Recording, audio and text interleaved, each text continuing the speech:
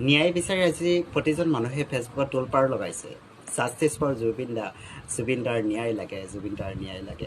আৰু ময়ো বহুত লিখিছোঁ, জাষ্টিছ ফৰ জুবিনদা, আমাক জুবিনদাৰ ন্যায় লাগে। কিন্তু এটা কথা এইটোৱে সত্য যে ভগৱানে ন্যায় ধীৰ গতিত দিয়ে,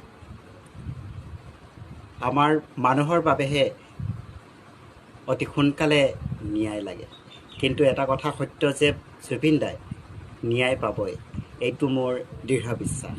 কাৰণ জুবিনদা সাধাৰণ মানুহ নহয় আমাৰ নিচিনা।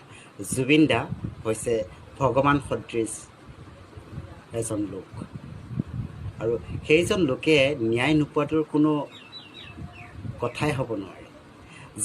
যিমান যি নকৰক কিয়, যিমান চতুৰ বুদ্ধি নেদেখুৱাওক কিয় কিছুমান মানুহে, জুবিন দাদাৰ ন্যায় কেতিয়াও ৰখাই থ'ব নোৱাৰে। জুবিনদাই ন্যায় পাবই।